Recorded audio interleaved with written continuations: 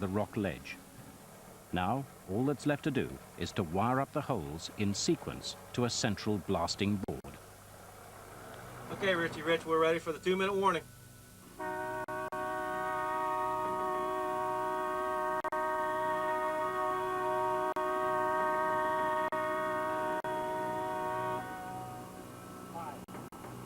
I'm charged. 3, 2, Fire in the hole! 0.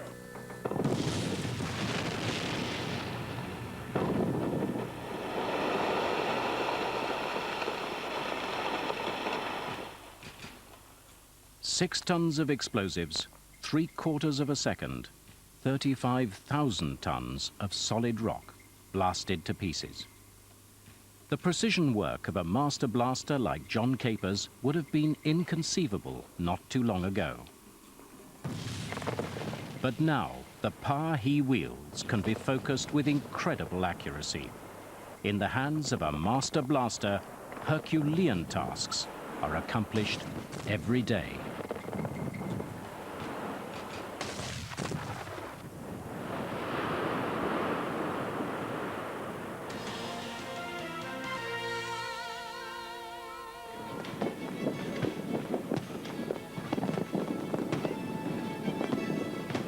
What is it about these dazzling explosions that draw thousands like moths to a spectacular flame?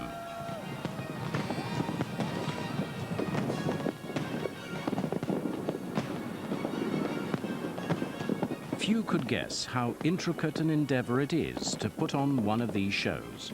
The choreography, the chemistry, and the danger. A behind-the-scenes look at one of the biggest displays ever attempted shows us that fireworks are a unique mixture of art and science.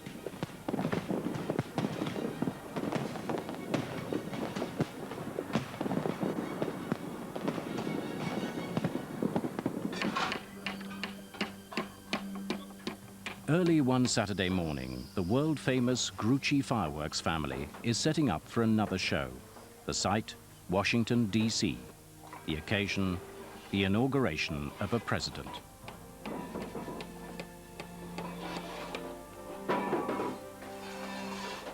First come the mortar tubes, one for each firework shell to be launched, each one placed in a rack packed with sand. For 4 days, 40 Grucci pyrotechnicians have raced to set this show up. Hands are empty. Grab a box, follow me. 1, 2, 3-inch color boxes, then position 304. The shells range in size from 5 to 30 centimeters in diameter.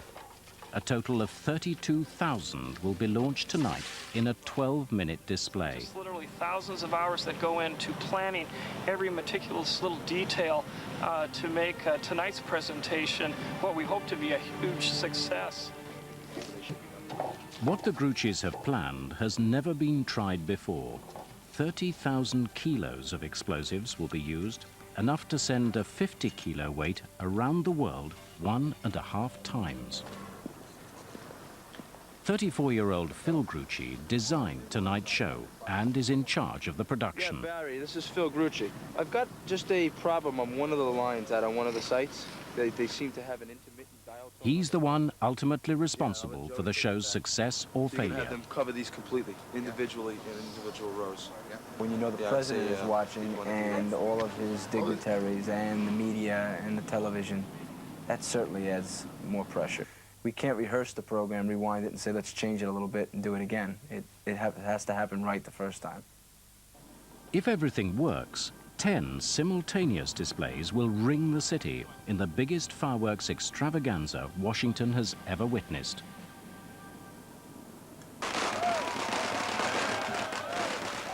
Fireworks have a long history. Over 1,000 years ago, an ingenious Chinese cook is said to have noticed that saltpeter, then used as a seasoning, would enhance the flames when sprinkled over a campfire. And when mixed with charcoal and enclosed in a length of bamboo, it exploded.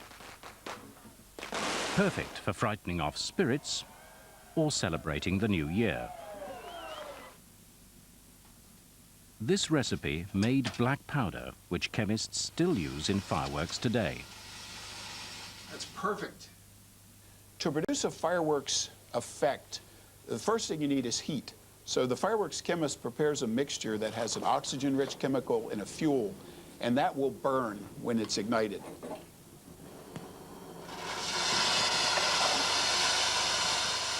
That looks real good. It's some very, very unique properties of chemical elements that in a fire, they give off light of a very specific color. When burned, a material will vaporize into gas, heat, and light. The color of the light it emits depends on the material's molecular makeup and how it releases energy into the visible spectrum. For example, if you add a strontium compound, you will produce a beautiful red flame color. If instead you use a copper compound, you can achieve a blue flame.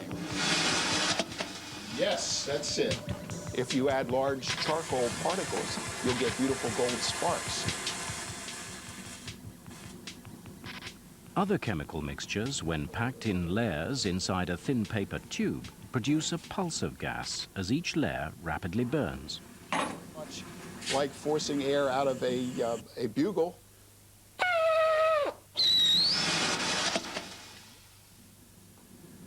Other chemical mixtures confined in a package, fuse ignites them, bang. So the chemist develops these materials and then really turns them over to the fireworks artist. Says, here are your paints, you go light up the sky with them. And this blend of science and art is what makes fireworks so fascinating.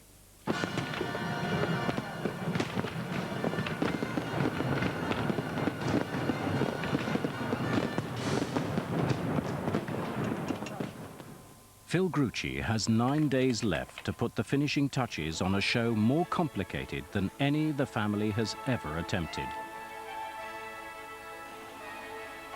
Our imagination can run wild with a project like this. So first thing is to think of the mood. What's the emotion? I know by listening to the music and watching it graphically on the screen how many fireworks I want to fire and what types I want to fire.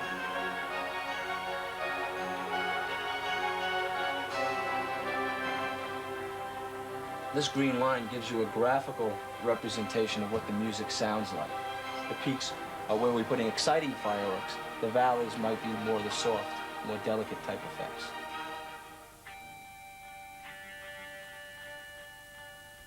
Pursuing this art has been the life work of generation after generation of the Grucci family.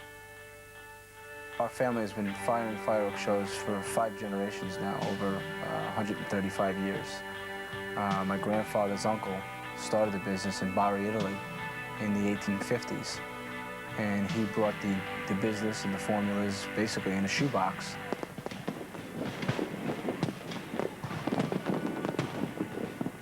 Their reputation has been earned through past successes at the Brooklyn Bridge Centennial Celebration, the 150-year anniversary of the Smithsonian Institute, 4 inaugural celebrations, and countless others.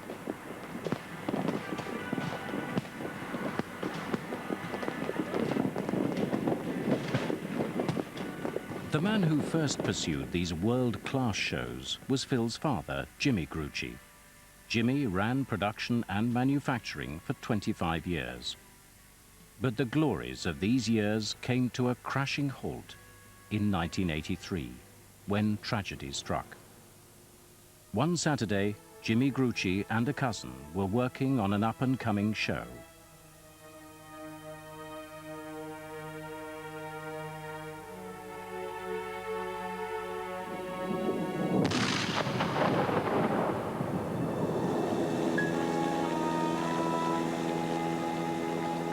A black, mushroom-shaped cloud rose above the compound, intermingled with exploding fireworks. In 1983, we had a catastrophic accident that completely wiped out our inventory, leveled our facility, and unfortunately took 2 members of our family, one being my father. In this business, you live with the possibility of disaster every day. The family mourned their loss and then began to rebuild.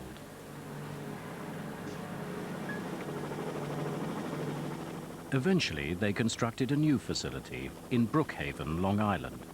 Safety was essential in its design. facility is 98 acres and has the capacity to store over 250,000 pounds of explosives.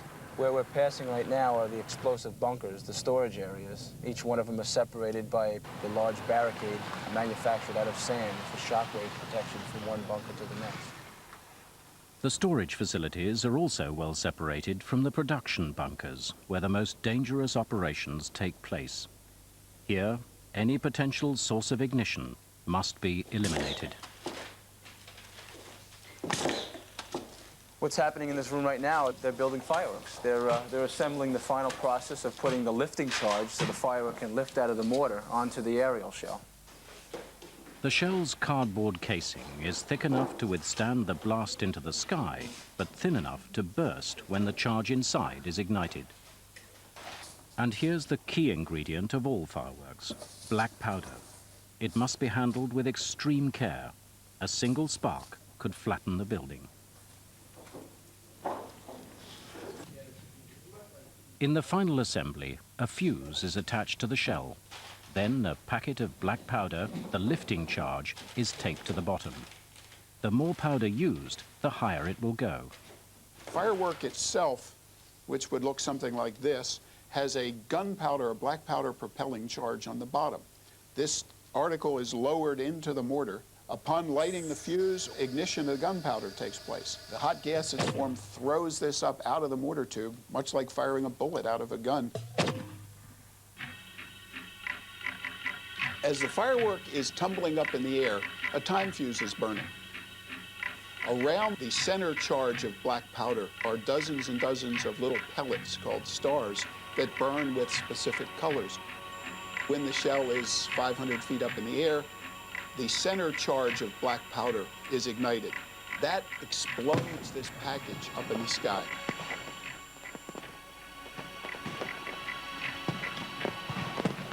How those pellets are packaged inside the shell determines the pattern that's seen up in the air. The exciting things we're seeing now in fireworks are the actual production in the air of geometric patterns.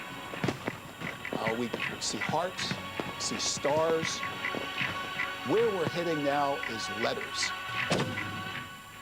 Writing words in the sky has been a dream of pyrotechnicians for years. Bob, you get that? Yep, I You got it in? Good, very good. The Grucci family is close to making the dream a reality. There's a slight imperfection inside of a small 6-inch shell in the sky. It's going to be magnified by 100. This is the inside dissection of a letter or an alphabet shell. This little N here that's 6 inches in diameter will burst the size of a football field up in the sky. Alphabet shells remain a work in progress. On January the 18th, as 0 hour approaches, the Grucci pyrotechnicians wait at 10 separate firing sites ringing the city. Firing instructions will come from a command center located high up in a building across the Potomac River. We need to have this room absolutely quiet. You have about another 10 more minutes to talk to each other and have a good time. Then I would like to see this as quiet as a church or a temple for Lou Shapiro. Thank you very Phil much. Grucci is in constant contact with all the sites to ensure that no last-minute problems crop up. The only site that does not have an engine company at it right now. At his side is his uncle Felix Jr. Behind him, his grandmother prays for a safe show.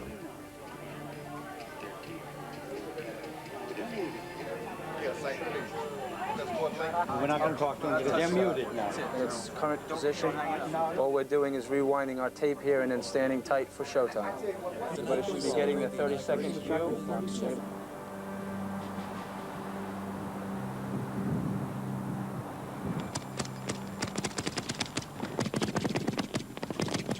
Do it now. Go. Do it now. Do it now. Maryland.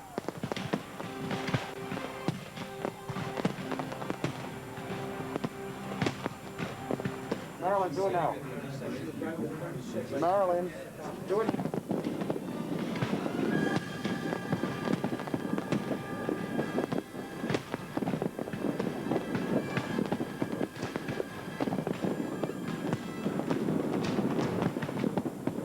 Stay with me. Location 10, I'm going to give the first cue. And down together.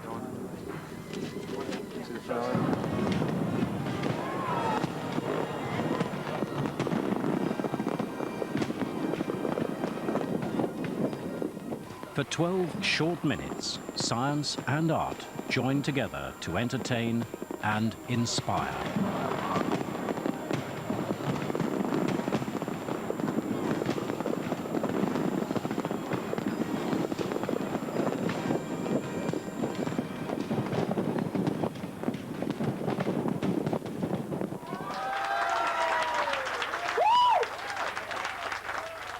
This is what everyone in the room lives for. I love my job. I love hearing the response of the crowd. I love seeing the success of looking at something as a blank piece of paper in the beginning and then coming full circle to completion. There's no reward that I can think of that comes close to that. In the Grucci family, black powder runs in the veins.